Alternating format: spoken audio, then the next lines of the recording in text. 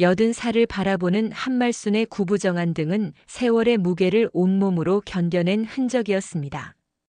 강원도 산골짜기에서 평생을 농사지으며 살아온 그녀의 주름진 손에는 세월의 흔적이 깊게 패여 있었죠. 그렇게 일평생 뼈 빠지게 일한 덕에 말수는 5억 원이라는 거금을 모을 수 있었습니다. 평생 모은 돈이었어요. 민수야, 엄마가 평생 모은 돈이야. 너랑 채린이 결혼하는데 보태 쓰렴. 아들 강민수는 그 돈으로 서울 변두리 아파트를 장만했습니다. 작지만 그들만의 보금자리였죠. 말수는 그 집의 한쪽 구석, 작은 방 하나를 차지하고 살기 시작했어요. 마당도 없고 텃밭도 없는 도시 생활이 처음에는 답답했지만 사랑하는 아들과 며느리와 함께라면 그 정도쯤은 참을 수 있었습니다. 어머니, 이거 제가 시장에서 골라온 곶감이에요. 한번 드셔보세요. 처음 채린을 만났을 때 말수는 그녀의 미소가 얼마나 예쁜지 몇 번이고 칭찬했었어요. 결혼식 날 채린이 웨딩드레스를 입고 입장할 때 흘린 말순의 눈물은 정말 진심이었습니다. 아들이 좋은 짝을 만나 행복하게 살 것이라는 믿음이 있었으니까요. 셋이 함께 하는 저녁 식사 시간은 말순에게 하루 중 가장 행복한 시간이었어요. 채린이 끓여주는 된장찌개 맛은 강원도에서 직접 담근 것만큼은 아니었지만 함께 나누는 밥상이라 더 특별했습니다. 어머니, 이 반찬 어때요? 제가 요리책 보고 처음 해봤어요. 맛있구나. 우리 며느리가 역시 손재주가 좋아. 말수는 채린이 해주는 음식을 늘 칭찬했어요. 서툴러도 예쁘게 봐주는 것이 시어머니의 도리라고 생각했으니까요. 그렇게 셋은 화목한 가정을 이루며 살아갔습니다. 적어도 처음 몇 달 동안은 말이죠. 시간이 흐르면서 뭔가 달라지기 시작했어요. 채린의 말수가 점점 줄어들었고 말순이 함께 산책을 가자고 해도 매번 피곤하다며 거절했습니다. 식사 시간에도 핸드폰만 들여다보는 시간이 늘어갔죠. 채린아, 오늘은 날씨가 참 좋은데 같이 아파트 단지 한 바퀴 돌까? 어머니, 오늘은 좀 피곤해서. 다음에 가요. 말순의 가슴에 서서히 외로움이 스며들기 시작했습니다. 밤마다 산골 고향집이 그리워졌어요. 텃밭에 나가 호미질하던 그 시간들, 마을 친구들과 나누던 수다가 간절했죠. 하지만 아들을 위해 모든 걸 버리고 온 서울살이 이제 와서 후회한들 무슨 소용이 있을까요? 어느 날 저녁 말수는 화장실에 가려고 방에서 나왔다가 우연히 채린의 통화 내용을 듣게 되었습니다. 엄마, 나도 알아. 근데 어떡해? 시어머니가 같이 살고 있는데. 우리끼리만 살고 싶은데 말이야. 그 말을 듣는 순간 말순의 가슴에 차가운 서리가 내렸어요. 불안한 예감이 온몸을 휘감았습니다. 그날 밤 말순은 잠을 이루지 못했어요. 아들과 며느리의 속마음이 그제야 조금씩 보이기 시작했으니까요. 내가 지금 뭐 하고 있는 걸까? 이 집에 내가 있어야 할까? 밤새 뒤척이며 말수는 자신의 존재에 대해 고민했습니다. 하지만 아직은 확신할 수 없었어요. 어쩌면 자신의 오해일지도 모른다고 생각했죠. 그렇게 말순의 불안한 나날이 시작되었습니다. 아파트 단지 작은 화단에서 홀로 꽃을 만지작거리던 말순에게 오종태 할아버지가 다가왔습니다. 그 같은 동에 사는 이웃으로 가끔 말없이 고개를 숙여 인사를 나누는 사이였죠. 한 여사님, 요즘 자주 뵙네요. 아들 내외는 잘 지내시오? 네, 다들 바빠서 저만 이렇게 나와 있네요. 그럼 그렇지. 젊은 사람들이 다 그렇죠. 그나저나 며칠 전에 봤는데 아드님이랑 며느님이 1층 부동산에 들어가시더군요. 집 보러 다니시나 봐요? 말순의 귀에 갑자기 경종이 울렸습니다. 부동산이라니요? 무슨 일로? 민수도 채린도 집을 본다는 말은 한 적 없었어요. 아, 그런가 보네요. 제게는 말이 없었는데. 오종태의 말을 듣자마자 말순의 가슴이 쿵쾅거리기 시작했어요. 불길한 예감이 그녀를 사로잡았죠. 자리를 뜨려던 오종태가 말순의 창백한 얼굴을 보고 걱정스레 물었습니다. 괜찮으세요? 얼굴이 하얘지셨네. 아닙니다. 괜찮아요. 그냥 좀 피곤해서 그래요. 말순은 오종태에게 억지 미소를 지어 보였습니다. 하지만 그녀의 마음은 이미 천갈래 만갈래 찢어졌어요. 자신도 모르게 발걸음은 1층 부동산으로 향했습니다. 떨리는 다리로 부동산 앞까지 걸어간 말순은 유리창 너머로 매물 사진들을 살펴보기 시작했어요. 그리고 그녀는 믿을 수 없는 광경을 목격했습니다. 바로 그들이 살고 있는 아파트, 그것도 말순이 평생 모은 돈으로 산 그 집이 매물로 올라와 있었어요. 매매가 6억 5천만 원. 그녀의 온몸에서 핏기가 가셨습니다. 이게 무슨 일이지? 말순은 충격에 휩싸인 채 집으로 돌아왔어요. 마음은 이미 쓰나미에 휩쓸린 듯 했지만 겉으로는 아무렇지 않은 척 했습니다. 그날 저녁 민수와 채린이 출근한 사이 말순은 조용히 민수의 서랍을 열어보았어요. 그곳에는 계약서 사본이 있었습니다. 매도인 강민수 한말순이라고 적혀 있었죠. 내 이름은 누가 썼지? 나는 동의한 적이 없는데. 말순의 손이 떨렸습니다. 다음으로 채린의 다이어리를 들춰보았어요. 그곳에는 또렷이 적혀 있었죠. 집을 팔면 5억은 시어머님 몫으로 드리고 나머지 1억 5천은 우리가 가져서 새 집 계약금으로 써야겠다. 어차피 명의는 우리 쪽이 더 많으니까 문제 없을 듯. 말순은 눈물을 참으며 모든 것을 제자리에 돌려놓았습니다. 그리고 휴대폰을 꺼내 오랜 친구이자 법무사인 정경수에게 전화를 걸었어요. 경수 씨, 나 말순이야. 시간 좀 있니? 내가 지금 급히 상담 좀 받고 싶어서. 정경수는 말순의 오랜 친구로 남편이 돌아가시고 재산 정리할 때 많은 도움을 주었던 사람이었습니다. 그의 사무실에 도착한 말순은 모든 상황을 설명했어요. 그래서 내가 불안한 마음에 와봤어. 집이 매물로 나와 있더라고. 정경수는 말순의 이야기를 듣고 심각한 표정을 지었습니다. 말순 씨, 다행히 당신이 몇 년 전 내 조언대로 집 명의를 완전히 아들에게 넘기지 않았잖아요. 지분 70%는 여전히 말순 씨 명의로 되어 있고 30%만 아들 명의죠. 혹시 당신 도장이나 서명을 위조한 건 아닌지 확인해 봐야겠어요. 내가 그런 적이 있었지? 맞아, 내가 그때 모든 재산을 한 번에 다 주지 말라고 했었지. 말순은 갑자기 그 기억이 떠올랐습니다. 민수가 결혼할 때 정경수가 집을 통째로 넘기지 말고 일부만 증여하라고 조언했었죠. 그때는 그 말이 쓸데없는 걱정처럼 들렸지만 이제 와서 보니 그 조언이 얼마나 소중한지 깨달았어요. 우선 등기부등본부터 떼어봅시다. 그리고 내용 증명도 준비해야겠어요. 매도 계약에 당신이 동의한 적 없다는 사실을 부동산과 잠재적 매수자에게 알려야 합니다. 정경수의 도움으로 말순은 법적 대응을 준비하기 시작했어요.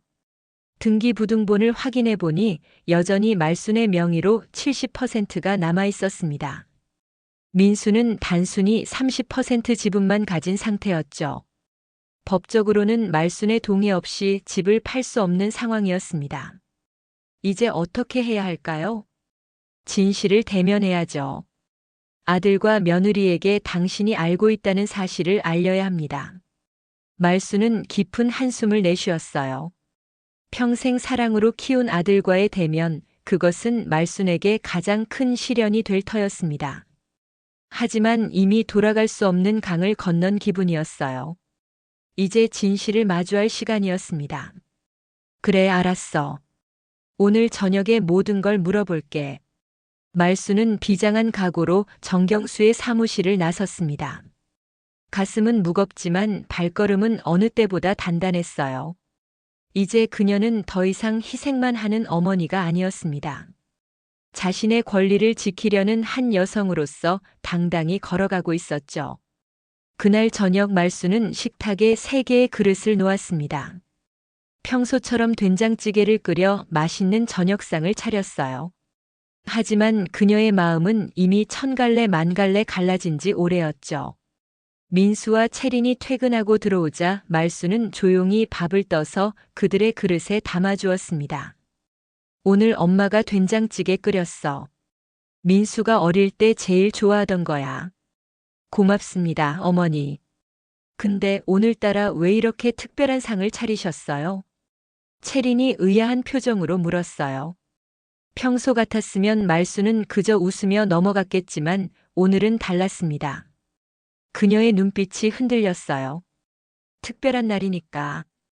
우리 중요한 얘기를 해야 할 것 같아서. 민수가 젓가락을 집어들다 멈칫했습니다. 채린과 눈을 마주치며 의미심장한 눈빛을 교환했죠. 말수는 그 모든 것을 놓치지 않고 지켜보았어요. 무슨 얘기요? 우리 집 얘기 말이야. 너희들이 집을 팔려고 한다면서. 식탁에 무거운 침묵이 내려앉았습니다. 민수의 얼굴이 하얗게 변했고 채리는 숟가락을 떨어뜨렸어요. 말수는 덤덤하게 이야기를 이어갔습니다. 어제 1층 부동산에 가봤어. 우리 집이 매물로 나와 있더라고. 6억 5천이라. 5억보다 1억 5천이나 올랐네. 민수가 숨을 깊게 들이마셨습니다. 그의 표정이 굳어져 있었어요. 엄마, 그게 사실 우리가 말하려고 했었어요. 지금 더 좋은 집으로 옮기려고. 정말? 그런데 왜 나한테는 한마디도 없었니? 이 집 내가 평생 모은 돈으로 산 집인데. 채린이 갑자기 자리에서 일어났습니다. 그녀의 눈빛이 변했어요. 더 이상 공손하고 다정한 며느리의 모습은 찾아볼 수 없었죠. 어머니, 솔직히 말씀드리자면 우리끼리만 살고 싶었어요. 결혼해서 시어머니와 함께 사는 게 얼마나 힘든지 아세요? 모든 행동을 감시받는 느낌이라고요. 말수는 가슴에 통증을 느꼈습니다. 그동안 얼마나 조심스럽게 행동했는지, 채린의 공간을 침범하지 않으려 얼마나 노력했는지. 그 모든 것이 수포로 돌아간 느낌이었어요. 그래, 내 마음은 이해해. 하지만 그렇다고 내 재산을 몰래 처분하려는 건 이해할 수 없구나. 민수가 마침내 입을 열었습니다. 엄마, 그래도 명의는 내 거예요. 30%지만 법적으로는 내 지분이 있으니까. 말수는 아들의 뻔뻔한 태도에 할 말을 잃었어요. 그녀의 눈에서 뜨거운 눈물이 흘러내렸습니다. 하지만 이내 그녀는 눈물을 손등으로 훔치고 단호한 목소리로 말했어요. 그 집은 내가 평생 일해서 산 내 집이다. 70%는 여전히 내 명의로 되어 있어. 정경수 법무사랑 다 확인했단다. 민수의 얼굴에서 핏기가 가셨습니다. 그는 채린을 힐끔 쳐다보았어요. 둘 다 당황한 표정이었죠. 뭐라고요? 그럴 리가 없어요. 아버지가 돌아가시고 모든 재산을 엄마 앞으로 했다가 결혼할 때 우리 앞으로 다 넘기신 거 아니었어요? 아니란다. 경수 씨가 조언해줘서 일부만 너한테 증여했어. 너무 순진해서 다 줄 뻔했지만 경수 씨가 만류해서 70%는 내 명의로 남겨뒀단다. 말순의 말에 채린이 갑자기 소리를 질렀습니다. 거짓말이에요. 민수 씨, 어머니가 거짓말하시는 거예요. 확인해봐요, 빨리. 민수는 자리에서 벌떡 일어나 컴퓨터로 향했습니다. 인터넷 등기부등본을 열람하는 그의 손이 떨렸어요. 그리고 화면에 나타난 결과를 보고 민수의 얼굴이 하얗게 변했죠. 채린아. 맞아. 엄마 명의로 70%가 남아있어. 채린의 눈에서 불꽃이 튀었습니다. 그녀는 분노로 가득 찬 목소리로 민수를 향해 소리쳤어요. 당신이 무능해서 이런 거야. 왜 확인도 안 하고 집을 내놓은 거예요? 우리 계약금 다 날아가면 어쩌려고요? 민수는 무너지듯 소파에 주저앉았습니다. 그의 모든 계획이 물거품이 되는 순간이었어요. 말다툼이 이어지는 가운데 채리는 갑자기 폭탄 선언을 했습니다. 이제 못 참겠어요. 나 이혼할래요. 그 말에 민수는 완전히 패닉 상태에 빠졌습니다. 그는 채린의 손을 붙잡고 애원했어요. 채린아, 그게 무슨 말이야? 우리가 다시 계획을 세우면 되잖아. 제발. 당신 회사도 망해가는데 뭘 어떻게 할 건데요? 빚만 늘어나고. 이제 집마저 팔 수 없다면 난 더 이상 당신과 살 수 없어요. 말수는 그 모든 광경을 묵묵히 지켜보았습니다. 그녀의 마음은 찢어질 듯 아팠지만 이상하게도 동시에 평온해졌어요. 마침내 진실과 맞닥뜨린 것이 오히려 그녀에게 힘을 실어주었습니다. 민수야, 채린아. 이제 다 알았으니 솔직하게 말해주렴. 너희가 정말 원하는 건 뭐니? 민수가 고개를 들었습니다. 그의 눈에는 눈물이 고여 있었어요. 엄마. 사실 내가 회사에서 큰 투자에 실패했어. 거의 다 망해가고 있어. 집을 팔아서 빚을 갚으려고 했던 거야. 드디어 진실이 드러났습니다. 말수는 깊은 한숨을 내쉬었어요. 그녀의 아들은 사업에 실패하고 그 부담을 감당하지 못해 어머니의 재산에 손을 대려 했던 것이었습니다. 체리는 이미 현관문을 향해 걸어가고 있었어요. 그녀는 마지막으로 한마디를 던졌습니다. 난 먼저 나가 있을게요. 더 이상 이 집에 있고 싶지 않아요. 문이 쾅 하고 닫히는 소리가 온 집안에 울려 퍼졌습니다. 채린이 떠난 후 민수는 소파에 고개를 떨군 채 흐느꼈습니다. 말수는 그런 아들을 바라보며 복잡한 감정에 휩싸였어요. 분노와 배신감 그리고 여전히 남아있는 모성애가 뒤엉켰습니다. 어쩌면 이 모든 상황이 자신의 탓인 것만 같았죠. 지나치게 아들에게 의존하며 살아왔던 것은 아닐까? 스스로를 돌아보게 되었어요. 민수야, 이제 모든 것을 솔직하게 말해다오. 회사에서 정확히 무슨 일이 있었던 거니? 민수는 붉게 충혈된 눈으로 고개를 들었습니다. 평소에 자신감 넘치던 모습은 온데간데 없이 사라져버렸어요. 사실, 작년에 큰 프로젝트를 맡았어요. 성공하면 회사가 크게 성장할 수 있는 기회였죠. 그런데 제가 판단을 잘못했어요. 모든 걸 그 프로젝트에 걸었는데 실패했어요. 거래처에서 2억을 선금으로 받았는데 그걸 다 날렸어요. 말수는 아들의 이야기를 들으며 가슴이 조여왔습니다. 2억이라. 감히 상상할 수 없는 큰돈이었어요. 농사짓던 시절 말순에게 2억은 평생 모아도 모을 수 없는 금액이었습니다. 그래서 채린이랑 집을 팔아 그 돈을 메우려고 한 거구나. 민수가 고개를 끄덕였어요. 그의 눈에서는 또다시 눈물이 흘러내렸습니다. 회사에서 곧 권고사직 당할 거예요. 거래처에서는 소송까지 준비하고 있고 이제 어떻게 해야 할지 모르겠어요. 말수는 깊은 한숨을 내쉬었습니다. 평생 일해온 자신의 돈으로 아들의 실수를 메워주어야 하는 상황. 과연 이것이 맞는 일일까요? 그녀의 머릿속에 지난날의 기억들이 스쳐 지나갔어요. 민수가 처음 걸음마를 배우던 날, 학교에 입학하던 날, 대학에 합격하던 날. 그 모든 순간들이 그녀의 가슴을 무겁게 짓눌렀습니다. 엄마, 제발 도와주세요.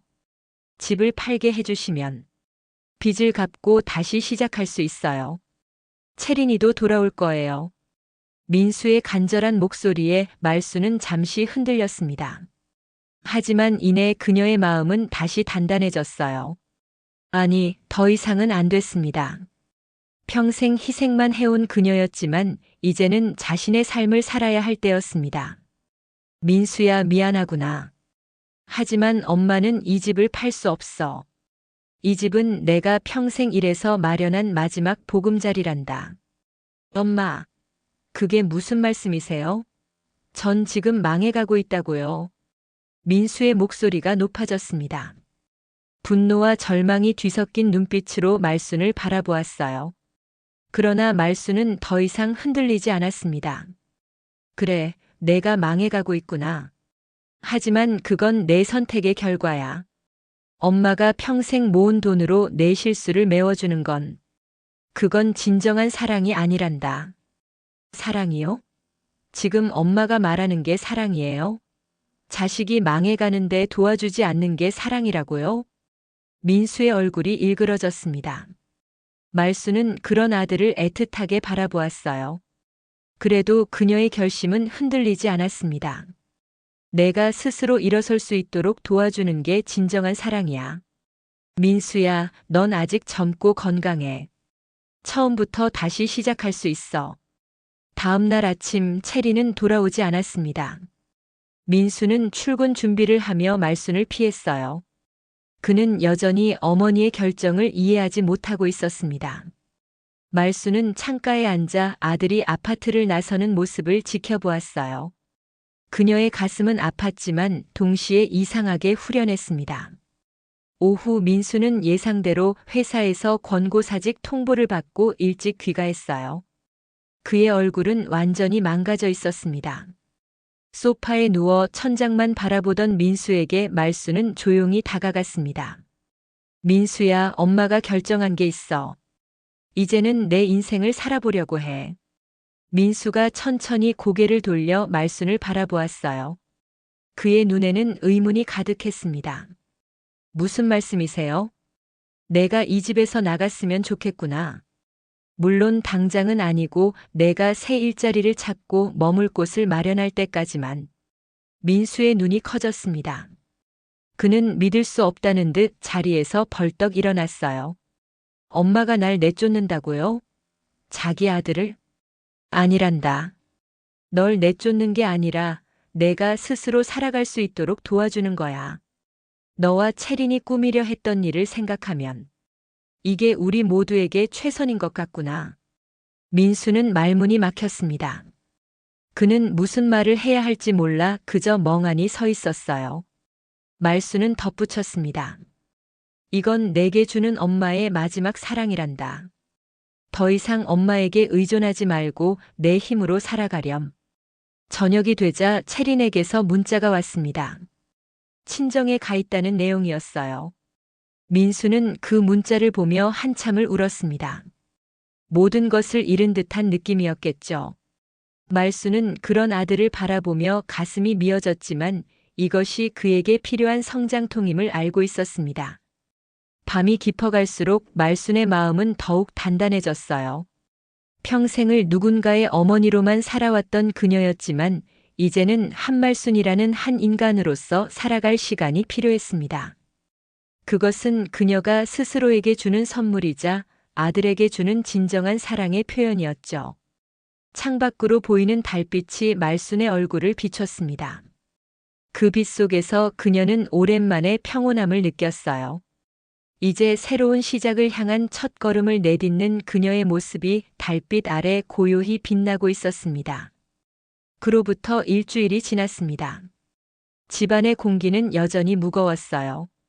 민수는 매일 이력서를 쓰고 면접을 보러 다녔지만 사업 실패라는 꼬리표가 그를 따라다녔습니다.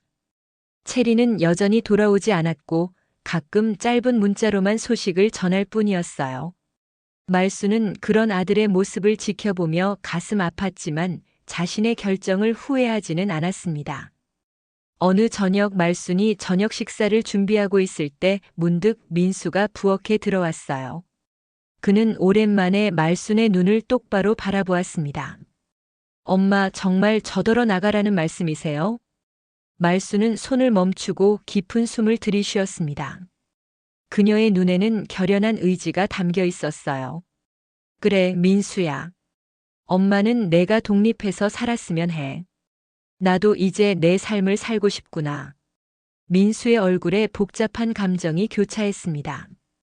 분노, 상처, 그리고 희미한 이해의 빛까지. 왜 갑자기 이러세요? 처음부터 엄마가 원하던 건 우리 셋이 함께 사는 거였잖아요. 그랬지. 하지만 내가 내 등 뒤에서 이 집을 팔려고 했던 순간 모든 게 달라졌단다. 그건 단순한 배신이 아니라 내 인생 전체를 무시한 행동이었어. 민수는 할 말을 잃었습니다. 그의 눈에 눈물이 고이기 시작했어요. 엄마, 정말 죄송해요. 제가 잘못했어요. 하지만 저한테는 이 집밖에 없어요. 채린이도 떠났고 회사도 잃었는데 이제 엄마마저. 말순의 마음이 흔들렸습니다. 아들의 눈물을 보니 그저 품에 안아주고 싶은 마음이 간절했어요. 하지만 그녀는 마음을 다잡았습니다. 이것은 그녀가 스스로에게 그리고 아들에게 할 수 있는 마지막 선물이었으니까요. 내 마음 이해한다. 하지만 내 결정은 변하지 않을 거야. 2달 정도 시간을 줄게. 그동안 새 일자리를 찾고 살 곳도 알아보렴. 민수는 더 이상 반박하지 않았습니다. 그저 고개를 떨구고 자기 방으로 돌아갔어요. 말수는 창문 너머로 저물어가는 석양을 바라보았습니다. 노을이 마치 그녀의 인생처럼 오랜 시간을 담고 있는 듯 했어요. 다음 날 아침 민수는 평소보다 일찍 집을 나섰습니다. 출근 시간도 아닌데 어디를 가는지 말수는 묻지 않았어요. 그저 조용히 아들의 뒷모습을 바라보며 작은 한숨을 내쉬었죠. 오후 초인종이 울렸습니다. 문을 열자 채린이 서 있었어요. 말수는 놀랐지만 침착하게 그녀를 맞이했습니다. 들어오렴. 채린은 어색하게 거실로 들어왔습니다. 그녀의 표정은 굳어 있었어요. 민수 씨는 없나요? 아침부터 나갔구나. 어디 면접이라도 보러 간 모양이야. 채리는 소파에 앉아 가방에서 서류 뭉치를 꺼냈습니다. 이혼 서류예요. 민수 씨한테 사인 받으려고 왔어요. 말수는 놀라움을 감추지 못했습니다. 그녀는 채린을 빤히 바라보았어요. 그렇게 빨리 결정했구나. 더 이상 기다릴 이유가 없어요. 빚더미에 앉은 남편이랑 계속 살 수는 없잖아요. 말수는 채린의 냉정한 말투에 가슴이 아팠습니다. 이것이 진정 사랑이라고 할 수 있을까요? 위기가 닥치자마자 떠나버리는 것이. 내가 민수를 진심으로 사랑했던 적이 있었니? 채린은 말순의 직설적인 질문에 당황했어요. 그녀는 잠시 침묵하다가 작은 목소리로 대답했습니다. 처음에는 정말 좋아했어요. 하지만 민수 씨가 너무 일에 집착하고 실패한 후에는 완전히 다른 사람이 됐어요. 더 이상 함께할 수 없어요. 말수는 고개를 끄덕였습니다. 그녀는 채린을 비난할 수 없었어요. 결국 모든 선택에는 책임이 따르는 법이니까요. 이해해. 하지만 그 서류는 민수한테 직접 전해주렴. 내가 중간에서 할 일은 아닌 것 같구나. 채린은 서류를 다시 가방에 넣었습니다. 그녀는 말순을 바라보며 미소 지었어요. 그 미소는 처음으로 진심이 담긴 것 같았습니다. 어머니. 솔직히 처음엔 어머니를 미워했어요. 하지만 지금은 어머니가 옳았다는 걸 알겠어요. 민수 씨는 스스로 서야 해요. 말수는 아무 말도 하지 않았습니다. 채린이 자리에서 일어나 현관으로 향했어요. 어머니 건강하세요. 아마 이게 마지막 인사가 될 것 같네요. 문이 닫히고 말수는 혼자 남았습니다. 그녀는 창가로 걸어가 채린이 아파트를 빠져나가는 모습을 지켜보았어요. 또 하나의 인연이 그렇게 끝나고 있었습니다. 저녁 민수가 돌아왔을 때 그의 얼굴은 지쳐 보였습니다. 말수는 채린의 방문에 대해 말해주었어요. 민수는 무슨 말인지 이해했는지 그저 고개만 끄덕였습니다. 알았어요. 내일 채린이한테 연락할게요. 그날 밤 말수는 아들의 방에서 흐느끼는 소리를 들었습니다. 그녀는 문 앞에 서서 한참을 망설였어요. 문을 열고 들어가 아들을 위로해주고 싶었지만 그러지 않았습니다. 민수는 이제 자신의 상처를 스스로 치유해야 했으니까요.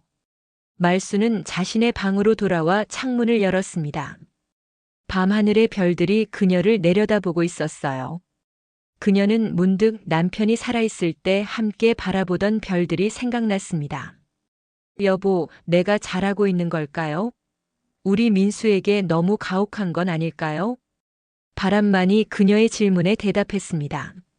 하지만 말순의 마음속에서는 이미 답을 알고 있었어요. 이것은 잔인함이 아니라 진정한 사랑이었습니다. 아들이 진정으로 성장할 수 있도록 돕는 어머니의 마지막 선물이었죠.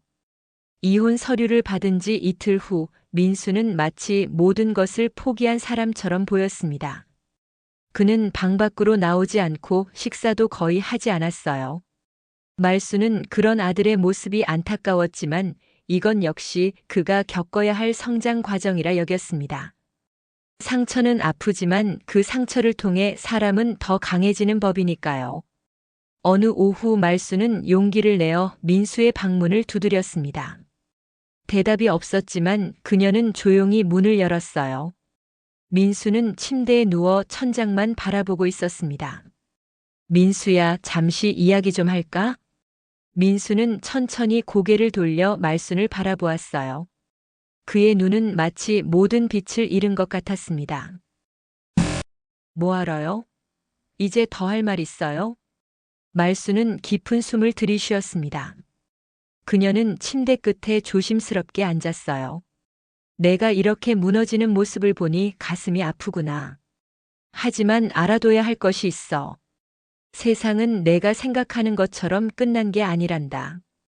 민수가 쓴웃음을 지었습니다. 끝난 거 맞아요. 회사는 망했고 아내는 떠났고 이제 집마저 잃게 생겼으니까요. 그래, 많은 것을 잃었지. 하지만 내 인생은 아직 끝나지 않았어. 넌 아직 젊고 건강하고 배운 것도 많잖니. 다시 시작할 수 있어. 민수는 자리에서 벌떡 일어났습니다. 그의 눈에는 분노가 가득했어요. 다시 시작이요? 어디서요? 어떻게요? 엄마는 내가 얼마나 절망적인지 모르시잖아요. 말수는 담담하게 대답했습니다. 나도 절망을 알아. 내 아버지가 갑자기 돌아가셨을 때 나는 내 나이보다 더 어렸단다. 그때 나는 어린 너를 데리고 아무것도 없이 시작했어. 그런데도 우리가 여기까지 왔잖니. 민수의 눈빛이 흔들렸습니다. 그는 어머니의 말에 잠시 생각에 잠겼어요. 그건 달라요. 다르지 않아. 인생은 항상 우리에게 새로운 시작을 줘. 너는 이제 겨우 38이잖니. 아직 많은 가능성이 있어. 민수는 다시 침대에 주저앉았습니다. 그의 어깨가 축 처졌어요. 전 너무 부끄러워요. 사업에 실패하고 엄마 재산까지 노리다니. 제가 어떻게 그런 생각을 했는지 이해가 안 돼요. 말순의 눈에 눈물이 고였습니다. 그녀는 아들의 손을 꼭 잡았어요. 사람은 누구나 실수를 해. 중요한 건 그 실수를 인정하고 바로잡으려는 용기야. 내가 지금 그 용기를 내고 있다는 게 엄마는 기쁘단다. 민수의 눈에서도 눈물이 흘러내렸습니다. 그는 마치 어린아이처럼 말순의 품에 안겼어요. 둘은 오랫동안 그렇게 안아 있었습니다. 아무 말 없이 그저 서로의 온기를 느끼며. 다음 날 민수는 오랜만에 정장을 차려입고 집을 나섰습니다. 그는 전 직장 동료의 추천으로 면접을 보러 간다고 했어요. 이전보다 작은 회사였지만 새 출발을 위한 소중한 기회였습니다. 말수는 그런 아들의 모습을 보며 조용히 미소 지었어요. 처음으로 그녀는 자신의 결정이 옳았다는 확신이 들었습니다. 아들을 품 안에 계속 가두는 것보다 그를 세상으로 내보내는 것이 진정한 사랑이었으니까요. 저녁 민수는 기대 이상의 소식을 가지고 돌아왔습니다. 면접이 잘 되어 다음 주부터 출근하게 되었다는 거였어요. 급여는 이전보다 적었지만 새로운 시작을 할 수 있다는 것만으로도 감사했습니다. 엄마, 제가 생각해 봤어요. 원룸이라도 구해서 독립할게요. 엄마 말씀대로 이제는 제 힘으로 살아봐야겠어요. 말수는 뿌듯한 마음으로 고개를 끄덕였습니다. 그녀의 가슴이 뭉클해졌어요. 그래, 잘 생각했어. 내가 새 직장 다니면서 조금씩 모아보렴. 엄마는 언제든지 내 편이야. 일주일 후 민수는 회사 근처에 작은 원룸을 구해 이사 준비를 시작했습니다. 말수는 그런 아들을 돕기 위해 필요한 생활용품들을 챙겨주었어요. 식기, 이불, 그리고 간단한 가전제품까지. 새 출발을 위한 작은 선물이었습니다. 이사 당일 민수는 짐을 싸서 현관으로 나왔습니다. 그의 짐은 생각보다 많지 않았어요. 말수는 현관에 서서 아들을 바라보았습니다. 갑자기 가슴이 아려왔어요. 정말 이대로 보내는 것이 옳은 걸까? 순간 불안함이 그녀를 엄습했습니다. 민수야, 정말 괜찮은 거니? 민수는 잠시 고개를 숙였다가 천천히 고개를 들어 말순을 바라보았어요. 그의 눈에는 더 이상 원망이나 분노가 없었습니다. 대신 깊은 이해와 성숙함이 담겨 있었죠. 괜찮아요, 엄마. 사실 처음에는 엄마가 너무 냉정하다고 생각했어요. 하지만 이제 알겠어요. 이게 저를 위한 결정이라는 걸. 말수는 눈물을 참으며 고개를 끄덕였습니다. 그녀의 손이 떨렸어요. 가끔 연락해도 될까요? 민수가 물었습니다. 그의 목소리는 작았지만 진심이 담겨 있었어요. 물론이지. 하지만 지금은 우리 둘 다 시간이 필요할 것 같구나. 내가 진정으로 독립해서 살아보는 시간 말이야. 민수는 이해한다는 듯 고개를 끄덕였습니다. 그는 마지막으로 말순을 꼭 안아주었어요. 엄마, 정말 감사해요. 모든 것에 대해서. 말순은 아들의 등을 토닥였습니다. 그녀의 눈에서 눈물이 흘러내렸어요. 잘 지내렴. 아프지 말고. 민수는 짐을 들고 천천히 계단을 내려갔습니다. 말수는 그의 뒷모습이 보이지 않을 때까지 현관에 서 있었어요. 문을 닫고 돌아선 그녀의 마음은 복잡했습니다. 슬픔과 안도감, 그리고 작은 희망이 뒤섞인 감정이었죠. 집안이 갑자기 너무 조용해졌습니다. 말수는 이제 혼자가 되었다는 사실을 실감했어요. 처음으로 그녀는 완전한 자유를 느꼈습니다. 더 이상 누구의 어머니, 누구의 아내, 누구의 며느리가 아닌 오직 한말순 자신으로 살아갈 수 있는 시간이 주어진 것이었죠. 그녀는 천천히 거실을 둘러보았습니다. 이제 이 공간을 어떻게 채울지, 어떤 삶을 살아갈지 모든 것을 스스로 결정할 수 있었어요. 그 사실이 그녀에게 두려움보다는 설렘을 안겨주었습니다. 민수가 떠난 후 첫 일주일은 말순에게 묘한 공허함을 안겨주었습니다. 텅 빈 집에 혼자 남겨진 그녀는 종종 아들의 방문을 열어보곤 했어요. 민수의 흔적이 고스란히 남아있는 그 공간은 그녀에게 아련한 추억을 떠올리게 했습니다. 이제 정말 혼자구나. 말수는 거실 소파에 앉아 창밖을 바라보았어요. 서울의 높은 빌딩들과 끝없이 이어지는 차들의 행렬이 보였습니다. 강원도 시골에서는 볼 수 없었던 풍경이었죠. 처음에는 낯설고 어색했지만 이제는 조금씩 익숙해지고 있었어요. 오전 10시 말순의 휴대폰이 울렸습니다. 발신자는 정경수 법무사였어요. 말순 씨, 어떻게 지내고 있나요? 민수 씨는 잘 나갔습니까? 네, 일주일 전에 나갔어요. 요즘 새 직장도 구했다고 하더라고요. 다행이네요. 그런데 말순 씨, 혹시 시간 되면 한번 사무실에 들러보지 않겠어요? 말순 씨가 앞으로 어떻게 살아갈지 같이 계획을 세워보면 좋을 것 같아서요. 말순은 잠시 생각에 잠겼습니다. 그녀는 지금까지 단 한 번도 자신의 미래를 계획해 본 적이 없었어요. 항상 남편을 위해, 아들을 위해 살아왔을 뿐이었죠. 그래요, 내일쯤 가볼게요. 고마워요, 경수 씨. 다음 날 말수는 오랜만에 정장을 꺼내 입었습니다. 남편이 살아있을 때 함께 모임에 가기 위해 사두었던 옷이었어요. 그때는 몸에 꼭 맞았지만 이제는 조금 헐렁했습니다. 세월의 흐름을 실감하는 순간이었죠. 정경수의 사무실에 도착한 말수는 따뜻한 환대를 받았습니다. 정경수는 그녀에게 차를 내어주며 앞으로의 계획에 대해 물었어요. 말순 씨, 이제 어떻게 살고 싶으세요? 그 집에서 계속 사실 건가요? 글쎄요. 아직 잘 모르겠어요. 솔직히 말하면 난 평생 농사만 짓다가 이제 와서 서울에 적응하려니 쉽지 않네요. 정경수는 이해한다는 듯 고개를 끄덕였습니다. 그는 책상 서랍에서 서류 뭉치를 꺼냈어요. 제가 조사해 봤는데 말순 씨 명의로 된 강원도 고향 땅이 아직 남아있더군요. 옛날 집터와 텃밭이 아직 그대로예요. 혹시 다시 내려가실 생각은 없으세요? 말순의 눈이 커졌습니다. 그녀는 오랫동안 고향 땅에 대해 생각해 본 적이 없었어요. 남편이 돌아가시고 아들을 따라 서울로 올라오면서 고향은 그저 먼 기억 속에만 존재했습니다. 정말요? 그 땅이 아직 있다고요? 네, 당시 팔지 않고 그냥 두셨잖아요. 낡은 집은 무너졌을지 모르지만 땅은 여전히 말순 씨 명이에요. 말순의 마음에 작은 불씨가 피어올랐습니다. 고향으로 돌아간다. 그 생각만으로도 가슴이 설렜어요. 산과 강이 있는 그곳, 텃밭을 가꾸며 살던 그 시절이 그리웠습니다.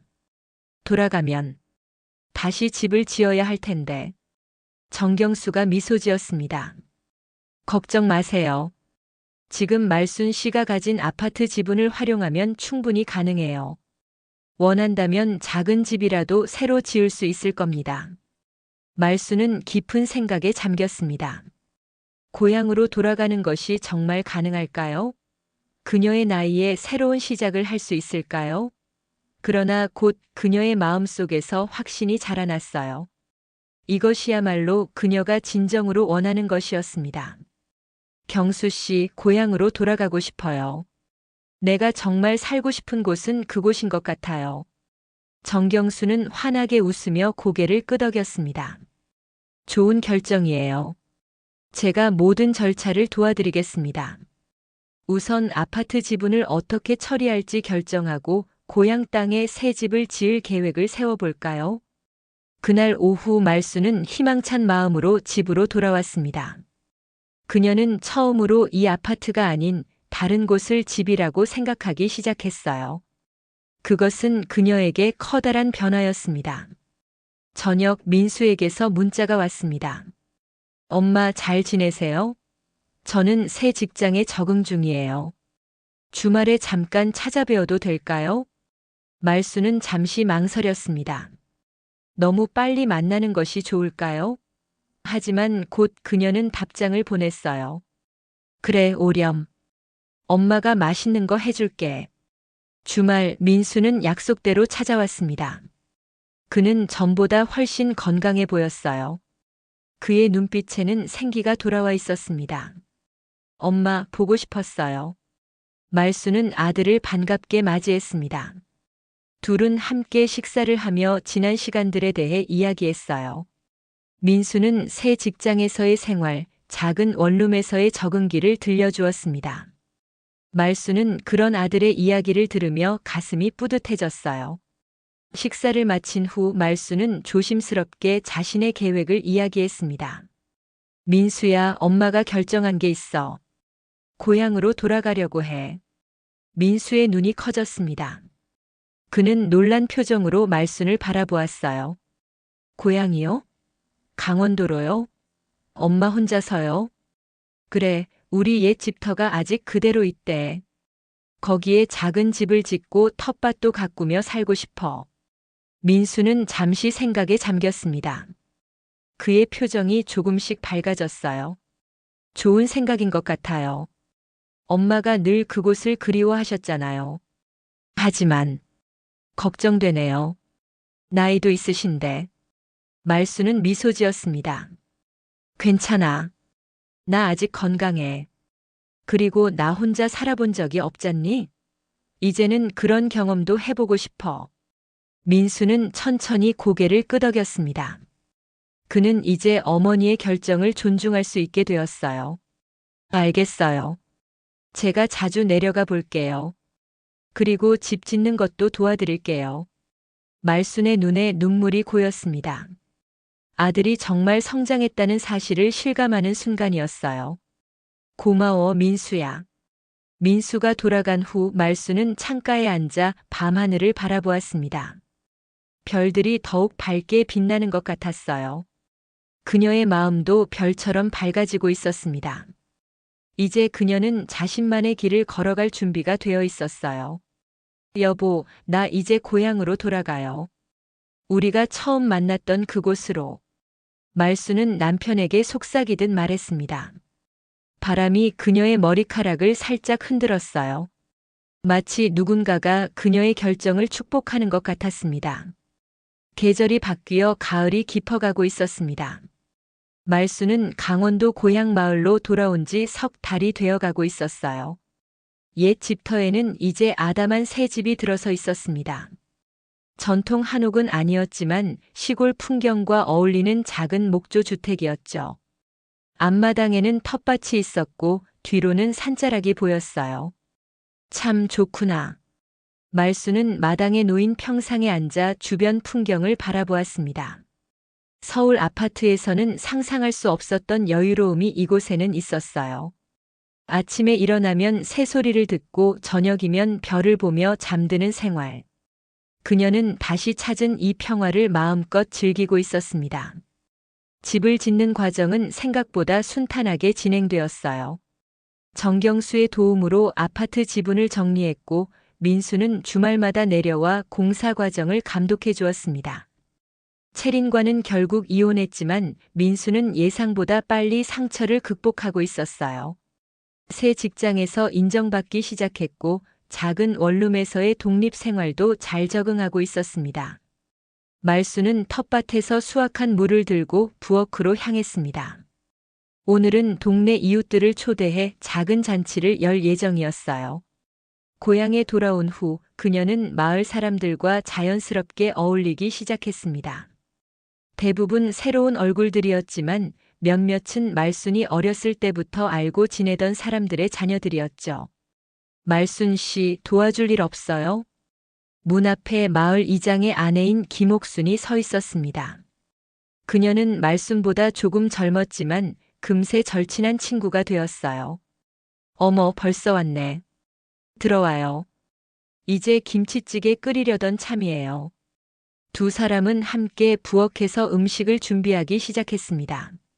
말수는 도시 생활을 하면서도 잊지 않았던 강원도식 김치찌개를 끓였고 옥수는 직접 담근 장아찌를 가져왔어요. 말순 씨가 돌아오니까 마을이 더 활기차진 것 같아요. 텃밭 모임도 덕분에 더 재미있어졌고 말수는 쑥스러운 듯 웃었습니다. 그녀는 돌아온 후 마을 부녀회에서 운영하는 텃밭 가꾸기 모임에 참여하고 있었어요. 오랜 농사 경험을 바탕으로 여러 조언을 해줄 수 있었죠. 과찬이세요. 오히려 제가 많이 배우고 있어요. 나 떠난 사이에 농사법도 많이 바뀌었더라고요. 점심시간이 되자 하나둘 이웃들이 모여들기 시작했습니다. 마을 이장부터 근처에 사는 노인들까지 10명 남짓한 사람들이 말순의 집에 모였어요.